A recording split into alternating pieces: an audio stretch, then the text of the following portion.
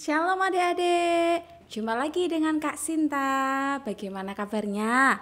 Kak Sinta berharap adik-adik sehat semua ya. Hari ini kita mau belajar bersama-sama berbuah di dalam Kristus, yaitu di dalam kitab Yohanes 15 ayat 1 sampai 18. Nah, sebelumnya Kak Sinta mau tanya nih, siapa yang di rumah punya pohon anggur? Atau yang pernah lihat pohon anggur? Nah, pasti adik-adik semua sudah pernah kan? Sudah tahu bagaimana pohon anggur itu. Nah, di dalam pohon anggur itu terdiri dari batang atau biasa disebut ranting, kemudian akar, dan juga pokok anggur sendiri. Nah, di dalam Alkitab kita diumpamakan sebagai ranting-ranting pokok anggur dan Tuhan Yesus sendiri sebagai pokok anggurnya. Sedangkan Bapa kita yang di surga itu diumpamakan pengusaha atau yang punya kebun anggurnya.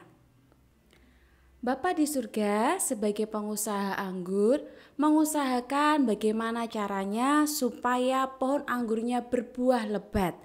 Setiap hari disiram, dipupuk, dipelihara semaksimal mungkin. Nah, sekarang pertanyaannya bagaimana nih kita? Kita kan diumpamakan sebagai ranting-ranting pohon anggur. Bagaimana caranya supaya kita tetap melekat pada pokok anggur?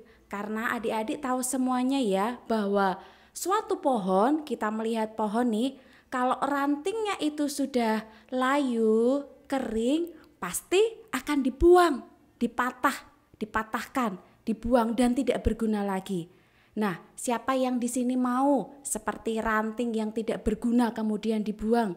Gak ada yang mau kan? Nah, kita sebagai anak Tuhan, kita harus selalu melekat kepada Tuhan. Kita sebagai ranting, kita harus selalu melekat pada pokok yang anggur. Nah, bagaimana caranya supaya kita sebagai ranting, kita tetap melekat terus kepada pokok anggur?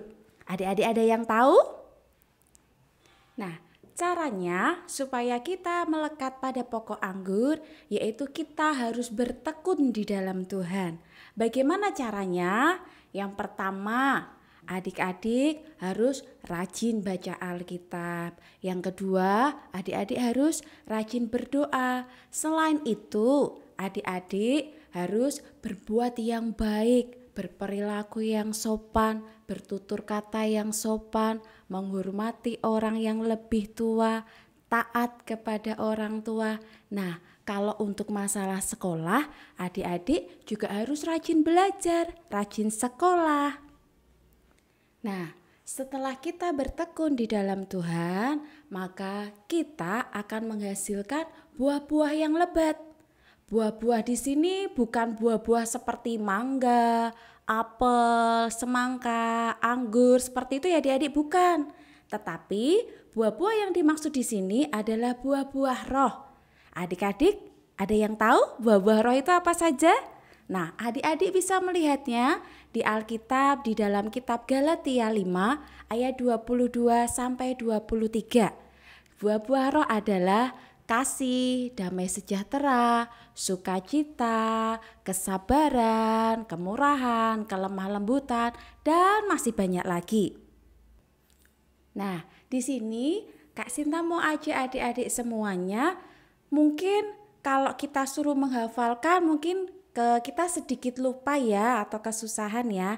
Nah, di sini Kak Sinta mau ajak adik-adik semuanya supaya kita gampang menghafalkan apa saja sih buah-buah roh tersebut. Nah, Kak Sinta mau ajarkan ke adik-adik semuanya sebuah lagu supaya kita dapat ingat apa itu buah-buah roh.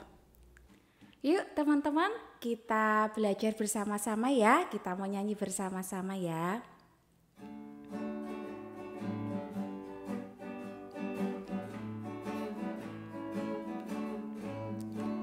Kasih, sukacita, damai sejahtera, kesabaran, kemurahan, kebaikan, kesetiaan, kelemah lembutan, dan penguasaan diri. Kasih, sukacita, damai sejahtera, kesabaran,